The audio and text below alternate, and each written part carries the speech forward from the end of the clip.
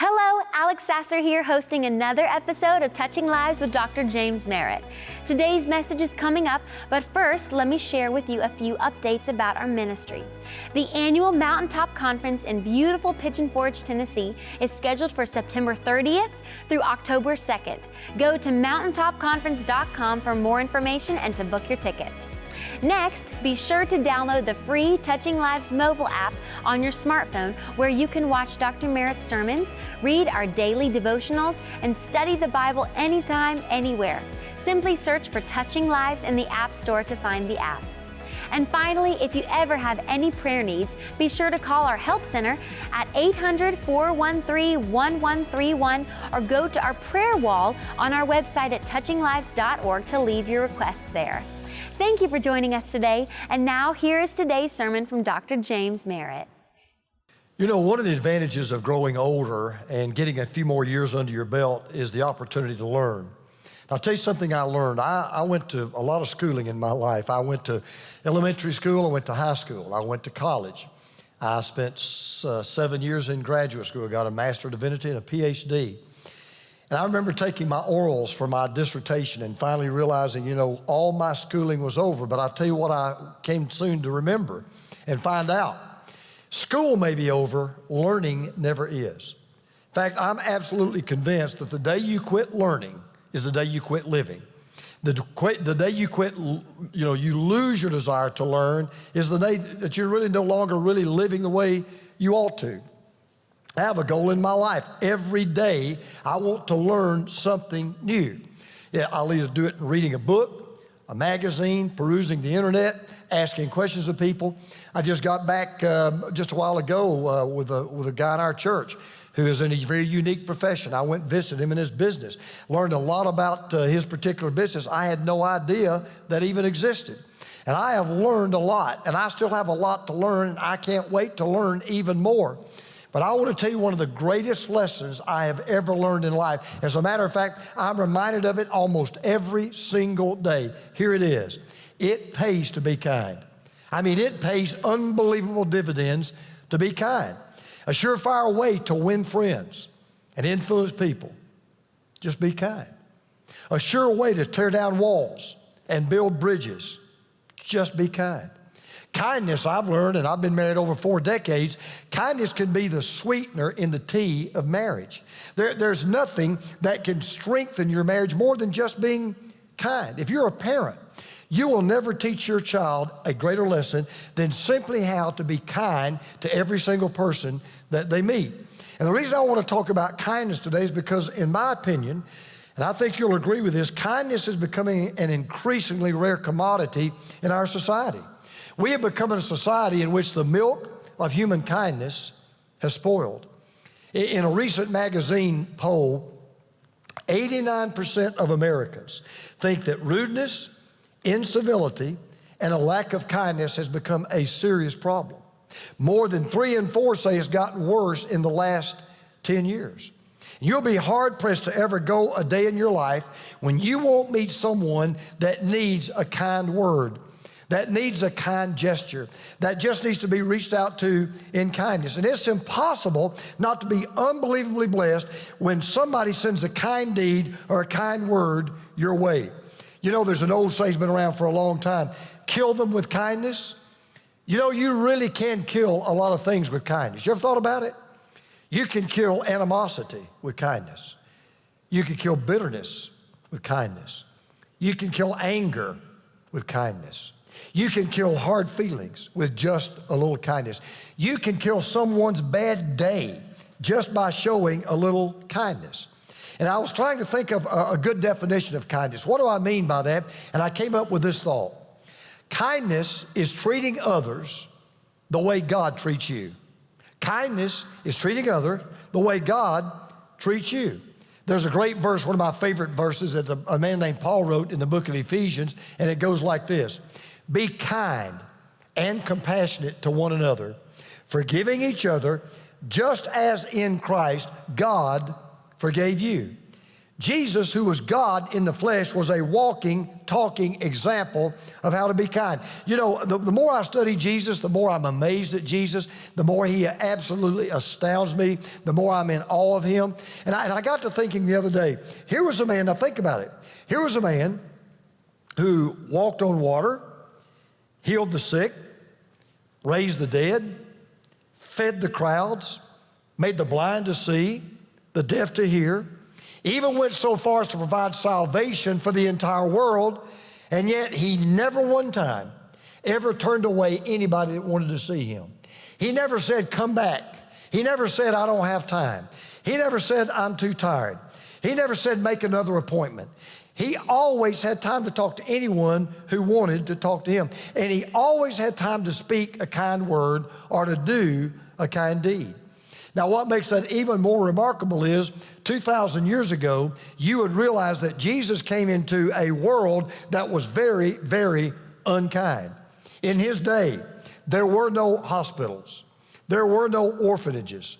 There were no mental institutions. There were no foster homes. There were no Salvation Armies. There were no Red Crosses. None of those things were in existence in the world in which Jesus came. And yet people were amazed at how Jesus would pour the milk of human kindness into every bowl of human suffering that he came across. He was kind to people who loved him. But he was also kind to people who hated him. He was kind to people who accepted him. He was kind to people who rejected him. I don't mind telling you that one of the hardest parts of the Bible for me to want to obey is the part that tells me to love my enemies. But Jesus said something in the Gospel of Luke that tells us why we ought to love our enemies. He said this, but love your enemies, do good to them, lend to them without expecting to get anything back. Then your reward will be great and you'll be children of the Most High, because he, God, he is kind to the ungrateful and the wicked. Now I want you to think about that. God is kind to people who don't even think about his kindness. God is kind to people who don't even want his kindness. God is kind to people who aren't even grateful and thankful for his kindness. God is kind even to those who are evil. God is kind to people who hate the very idea of God. God is kind to people who don't want anything to do with God, to those who don't even believe in God. Now that tells us something important about kindness. Kindness is what you give to people. Listen, kindness is what you give to people, whether they deserve it or not. In fact, I'll be honest with you, if you wait to give kindness to people that deserve it, you won't be giving out a lot of kindness. As a matter of fact, I was thinking about a verse of scripture the other day that is so powerful. In fact, it's a verse that I actually recite to myself every day. One of the things I pray for every day is that God would bear through me his spiritual fruit. And in Galatians chapter 5, we're told that the fruit of the Spirit is love, joy, peace, forbearance, kindness, goodness, faithfulness, gentleness, and self-control. Hey, I want to tell you something. God is really into fruit. I thought about this the other day. Has it ever occurred to you that the first diet he put the first people on earth on was a fruit diet and a vegetable diet? Fruit is one of those rare foods that's not only good for you, it is good to you. And as God's Holy Spirit lives in those of us who follow Christ, he wants to bear through us fruit. That is, he wants to bear through us divine character qualities that will make us both pleasing to God and attractive to others. And so today, we're going to talk about the fruit of kindness. Now, I want to go back to the wisest man who ever lived. He was a king. His name was Solomon. And he wrote a book called Proverbs. And that book basically is a summary of the best practical wisdom that comes from the very heart of God. If you'd like to live a wise life and teach your kids to live a wise life, you won't do any better than to follow the advice in the book of Proverbs. And this king felt that kindness was so very important. This is what he had to say about it. Listen to this. Never let loyalty and kindness leave you. Tie them around your neck as a reminder. Write them deep within your heart. Then you'll find favor with both God and people, and you will earn a good reputation. Solomon said, in effect, you'd be better off leaving home without American Express than you would be leaving home without kindness. He said, don't go anywhere without it. In other words, every morning when you get up and you walk out the door to go to work, to go to school, or go to wherever you're going, he said, you ought to wear kindness around your neck like a necklace. And he went on to say this later on. He said, what is desirable in a man is his kindness. And it's better to be a poor man than to be a liar.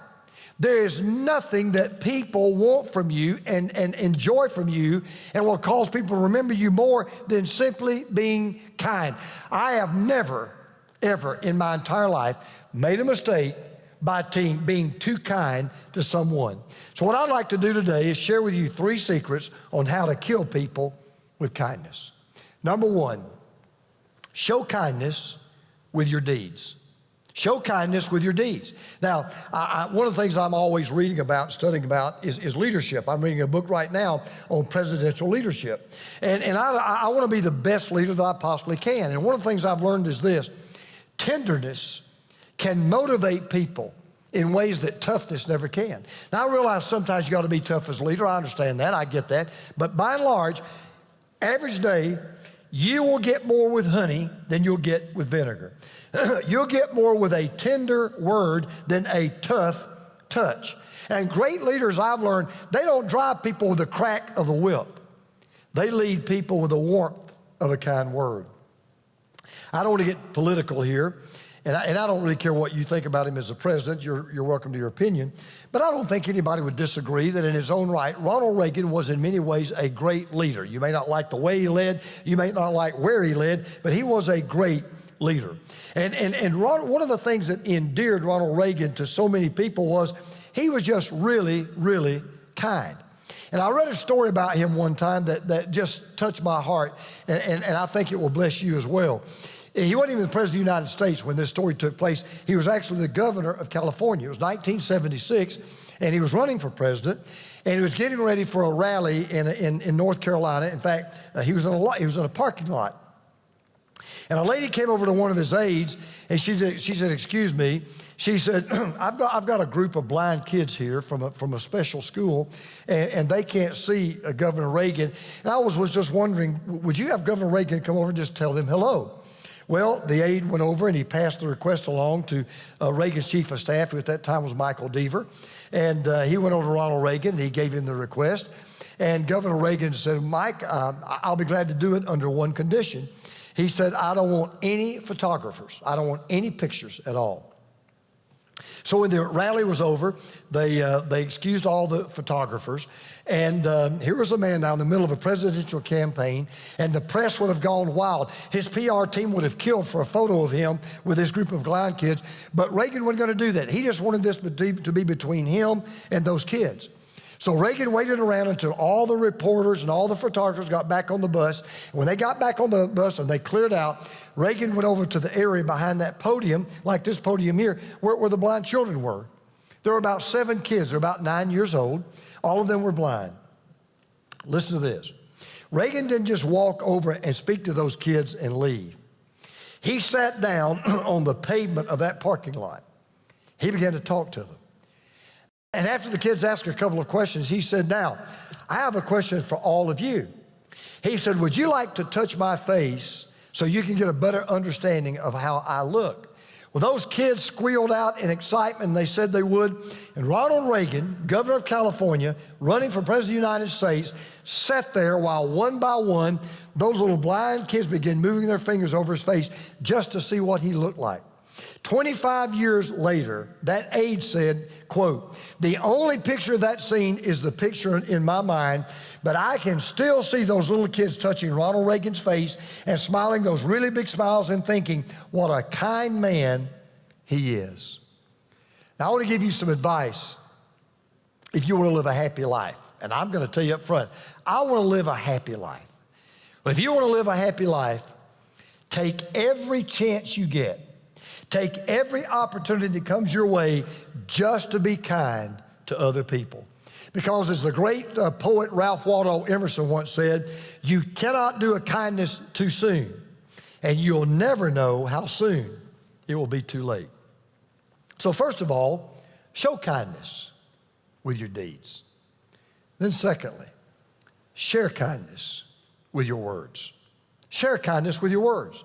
You know, those of you who are listening to me right now, whether you realize it or not, you are actually born with a kindness kit. You are born with it. You don't have to go, you can't buy it, can't borrow it, beg or steal it. It's not for sale. You can't buy it on the internet. It's not for sale on eBay. You were born with a kindness kit. You carry it with you everywhere you go. You know what it is? It's in your mouth right now. It's called the tongue. That tongue that we have in our mouth has unbelievable power to just speak one kind word. There's an old Japanese proverb that says, one kind word can warm 3 winter months. That is so true. How many times have all of us, and I'm one of us, how many times have all of us been guilty of having the opportunity to respond with someone with kindness, to say just a kind word to someone, but rather than doing so, instead of that, we said something we wish we hadn't said. We said something that we soon regretted, or even worse, we just didn't say anything at all. Kindness is not only how you act, it's how you react. I mean, it's one thing to initiate kindness. It's another thing to respond with kindness. I was talking a moment ago about loving our enemies. I mean, let's be honest. It's one thing to be kind to a friend. Anybody can do that. But it's another thing to be kind to an enemy. It's one thing to be kind to those who like us. It's another thing to be kind to those who don't. I was in a restaurant several years ago. There was a couple that I used to pastor. They used to go to my church. And I had befriended them. When they really needed a friend, I had befriended them. And they literally just one Sunday left our church. To this day, I don't know why they left. I mean, I'd been their pastor for I don't know how many years, well over 10 years. And they just left. Never said a word. Never said goodbye. I called them and left a message. I said, hey, it's the pastor. I understand you've left the church. I don't know why. If I've done something wrong, if I've offended you, let me know. Please give me a call back. To this day, they have never called me back. Well, that couple hit on some hard times later down the road. And I walked into a restaurant not too many years ago, and they didn't see me, but I saw them, and they were sitting there in a restaurant eating by themselves. So we sat down, and Teresa said, did you see so-and-so? And I said, yes, I did. And I knew that they'd had some hard times. So I called the waiter over, and I said, are you waiting on that couple right over there? And he said, yes. I said, do me a favor, bring me the bill. I said, don't tell them that I did it, just bring me the bill. So he did, and I didn't intend to ever let them know that I did it, but I don't know how, but somehow, some way, either he went ahead and kind of spit the bit and, told them, or somehow they looked around to see, who may have done it, and they probably spotted me because I was sitting close to the door. They walked over to me with a sheepish look on their face, and the man looked at me and he said, well, Pastor, thanks so much for buying our meal. And I looked at him, and here's all I said. I said, I'll just call him John. I said, John, that's what friends are for. Now, I don't say that to make myself the hero of the story. That's not the point. The point is, I could have gone in there. I could have ignored him. I could have gone in there and said, yep, you've fallen on tough times. That's what happens when you treat a pastor the way you treated me. I could have done that. And I'm not going to lie to you. Did that thought pass my mind? Yeah, because I'm human just like you are. But then the Lord spoke to my heart, and I thought about that verse. Be kind to him the way God's been kind to you. And to this day, I still thank God that I took an opportunity to exercise that kindness. I don't know if you read cartoons or not, but years ago there was a cartoon called Sluggo and Nancy. Nancy was a well-to-do girl from a nice family, but her best friend happened to be a kid named Sluggo, and he kind of lived in the projects. He lived on the other side of the tracks. So in one of those cartoons, he's talking to Nancy, and he said, that new kid in school, he's nothing but a big fat head. And Nancy said, now, Sluggo, you shouldn't call people names like that. I never call people's names. And Sluggo said, well, I just got mad. He said, well, shoot, why did you get mad? He said, well, I just got mad because he said, you look just stupid. She said, well, what else did the big fat head say? Now, we need to learn not just to act with kindness, we need to learn to react with kindness. To be kind with our words. And I want to address an issue here that I believe has caused kindness to be very misunderstood in our culture. See, today, here's what we're told. We're told never condemn anything, never call anyone out if they're misbehaving or doing something wrong, because if we do, we're being unkind. And some people have gotten this idea that kindness is kind of a sentimental saltness of heart that tolerates wrong and never condemns anything. Let me tell you how foolish that is. I want you to imagine that you go to a doctor. You've been having some pains and you don't feel well, and you go to a doctor. I want you to imagine the doctor discovers that you have a tumor. Now, what if that doctor said, you know, I don't want to upset this man. I don't want to cause this man any pain. I don't want to upset him. I don't want him to leave here hurt or discouraged. So he comes back to the office and he says, hey, man, everything with you is absolutely great. Don't worry. Be happy. Well, he's not really being kind. He's being unkind. Because the kindest thing that doctor can do is to look you in the eye and say, you got a problem. We got to deal with it. This is serious. And you're going to die if we don't do something about it. That doctor, if he's kind, he's going to tell you something inside of you that could hurt you or kill you, regardless of how much it may hurt you for him to tell you that. And I want you to hear this carefully.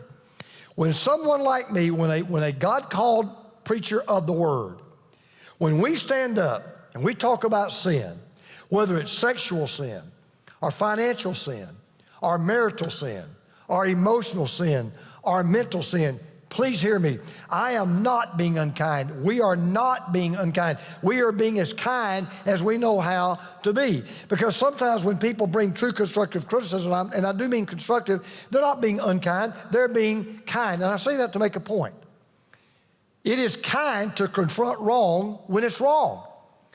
It's kind to confront someone that's about to walk off a cliff when they're about to walk off a cliff. You can bring correction in a bad situation. You can tell the truth without being unkind. So we are to share kindness with our words. We are to show kindness with our deeds. But here's the last thing. We are to sow kindness with our heart. Sow kindness with your heart. You know, the scripture says in 1 Corinthians 13:14, love is kind. Never hear that much about love, right? But love really is kind. Sometimes love is heard in a kind word. Sometimes love is read in a kind note. Sometimes love is felt by a kind touch. And I just want to encourage you, if you're listening to me right now and you're a believer, can I encourage you to do everything you can to show kindness to unbelievers? Sometimes we fail to do that. You know, it's amazing how we get upset with people who are lost when they act like they're lost. We get mad at people who are lost because they live like they're lost. That's what lost people do. And you see, in reality, what kindness really is simply reaching out to other people with God's love to do all that we can to help them experience the God that we love. And it's amazing, you can do that in just the simplest of ways. Let me give you an example. Let's go back to Jesus. In Matthew chapter 8, verse 3, there's one of the most amazing statements in all the Bible that honestly, if you read it on your own, you wouldn't pay that much attention to it. There was a man with leprosy who came to Jesus. He said, Lord, if you're willing, you can make me clean. And the most horrible disease in the entire Bible is leprosy. As a matter of fact, leprosy in the Bible is actually a picture of sin. It was the AIDS of the biblical world. Now in verse 3, we read this incredible statement. Jesus reached out his hand and touched the man. I am willing, he said, be clean. Immediately, he was cleansed of his leprosy. Now you may say, why is that such an amazing statement? I mean, Jesus healed a lot of people. Well, I'll tell you what made that amazing. Jesus touched him. You say, so what? He didn't have to touch him. He could have just said, be healed, he'd have been healed. But Jesus purposely reached out his hand and touched him. It's the first time in all the Bible that we're ever told that anyone ever touched a leper. It was without question a touch of kindness. Dr. Paul Brand was a leprosy specialist. And as I've said to you before, leprosy is a terrible disease, except in its very early stages, because the leper doesn't feel any physical pain. In fact, that's the problem. The full term is leprosy bacilli. It's a hard word to say. Leprosy bacilli. And it deadens the nerve cells. So when you've got leprosy, you don't feel pain. And that's why patients hurt themselves and damage themselves. They don't even know it. A leprosy patient can walk all day on a sharp metal screw. He can drive a nail through his hand. He could even drive a nail into his eyeball and never actually feel any pain whatsoever. But the most painful people in the Bible, in the New Testament, were lepers. You know why? It wasn't the physical pain. It was the emotional pain, the social pain, the personal pain, the relational pain. They were rejected by the community. They were total outcasts. Well, Dr. Brand tells the story of a bright young man that he was treating in India. In the course of the examination, Dr. Brand simply laid his hand on this young man's shoulder and told him through a translator of the treatment he's going to give him to cure his leprosy. Well, to his amazement, the man began to shake with uncontrollable weeping. And Dr. Brand asked the translator, have I said something wrong?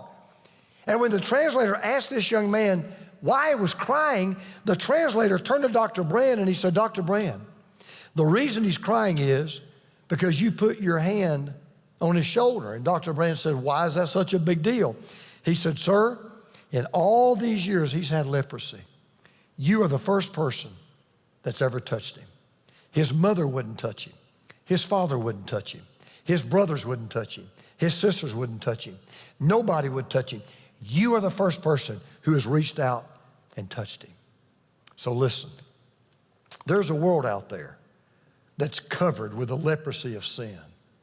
God wants to use us to reach out in the spirit of kindness and touch those people and love those people and bring those people to Jesus. Yes, that world is hostile to not only what we believe in, but many of them are hostile to the one we believe in. And what we have been called to do is reach out to them anyway and touch them so that we might kill them with not just kindness, but the kindness of God. The kindest thing anybody has ever done for anybody is when Jesus died for everybody. And in that spirit of kindness, can't we do the same thing? You know what RAOK means? It stands for Random Acts of Kindness. Well, there's nothing random about kindness. But if we're going to be like Jesus, we will be kind. We are so glad you tuned in here on the Touching Lives digital channel, and we hope you enjoyed the sermon today. Be sure to click and follow this page and feel free to leave any comments below. We'd love to hear your thoughts from today's message. Look for a new episode to be posted on this channel each Sunday. In the meantime, check out our free resources at touchinglives.org and feel free to call us at 800-413-1131 with prayer needs or questions. Thank you so much for watching today. I'll see you right here next time for another episode of Touching Lives with Dr. James Merritt. Touching Lives, teaching people everywhere who Jesus is and why they need Him.